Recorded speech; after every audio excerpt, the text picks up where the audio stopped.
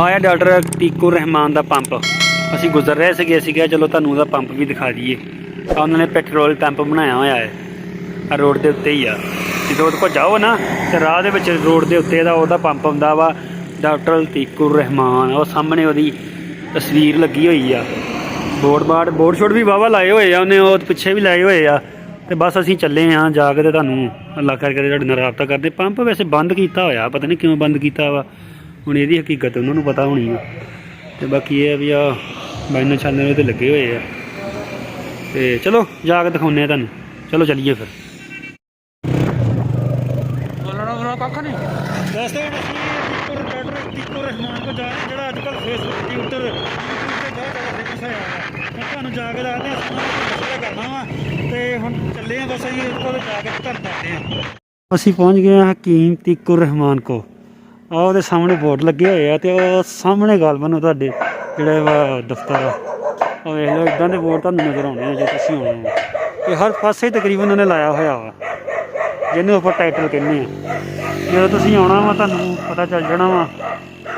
ਤੇ ਅਸੀਂ ਹੁਣ ਜਾਂਦੇ ਹਾਂ ਤੇ ਉਹਨਾਂ ਨਾਲ ਕੁਛ ਮਸ਼ਵਰਾ ਕਰਦੇ ਹਾਂ, ਗੱਲਾਂ ਬਾਤਾਂ ਕਰਦੇ ਹਾਂ ਤੇ ਅਗਲੀ ਗੱਲ ਤੁਹਾਨੂੰ ਹੁਣ ਜਾ ਕੇ ਦੱਸਦੇ ਹਾਂ। ਦੋਸਤੋ ਅਸੀਂ ਆ ਗਏ ਹਾਂ ਹਕੀਮ ਜਿਹੜਾ ਅੱਜ ਕੱਲ੍ਹ YouTube 'ਤੇ ਬਹੁਤ ਜ਼ਿਆਦਾ ਵਾਇਰਲ ਹੋਇਆ ਵਾ।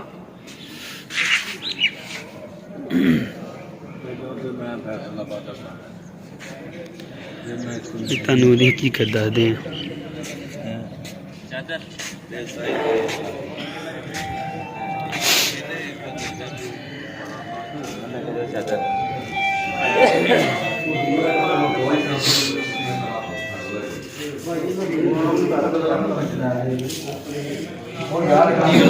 हाँ जी डॉक्टर साहब की हाल चाल है? अल्हम्दुलिल्लाह अल्लाह पाक का फजल। डॉक्टर साहब साडे भाई आए हैं ਤੁਹਾਡੇ ਕੋਲ थोड़ी इन्फॉर्मेशन लेने ते दियो इन्हां ਨੂੰ। जी अच्छा सर मैं ना गोजरे ਦੇ ਰਹਿਣ ਵਾਲਾ जी ਤੇ ਮੇਰੀ ਹੈ ਖਾਣਾ ਸਹੀ ਵਾ जी जी ਉਹਨਾਂ ਨੂੰ ਤਕਰੀਬਨ ਹੋ ਗਏ ਕੋਈ ਕਹਿ ਲਓ ਕਿ 10 ਦਿਨ ਹੋ ਗਏ जी ਉਹਨਾਂ ਨੂੰ ਹੋ ਗਿਆ ਫਾਲਾ ਜੀ।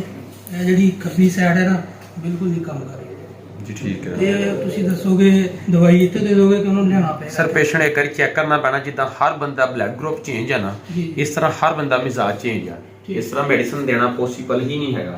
मरीज आओ एक बार चेक करो, ਤੁਸੀਂ ਦੇਖਿਆ ਹੋਣਾ ਨਾ ਕੋਈ ਚੈਕਿੰਗ ਫੀਸ ਨਾ ਕੋਈ ਟੋਕਨ ਫੀਸ ਨਾ ਕੋਈ ਮਸ਼ਵਰਾ ਫੀਸ। ਹੁਣ ਤੁਸੀਂ ਕੋਈ ਪਰਚੀ ਬਣਾਈ ਹੈ ਜੇ ਨਹੀਂ ਬਣਾਈ ਤੁਹਾਨੂੰ ਇੱਥੇ ਪਤਾ ਹੋਣਾ ਕੋਈ ਇੱਕ ਪੈਸਾ ਦੀ ਫੀਸ ਨਹੀਂ ਹੈਗੀ। ਠੀਕ ਹੈ, ਜਦ ਤੱਕ ਮਰੀਜ਼ ਚੈੱਕ ਨਾ ਹੋਵੇ ਸਰ ਕੱਲੀ ਪੈਰਾਲਾਈਜੇਸ਼ਨ ਵਾਸਤੇ ਕੱਲੇ ਫਾਲਜ ਵਾਸਤੇ ਮੇਰੇ ਕੋਲ 8 ਤੋਂ 9 ਕਿਸਮ ਦੀ ਮੈਡੀਸਨ ਆ।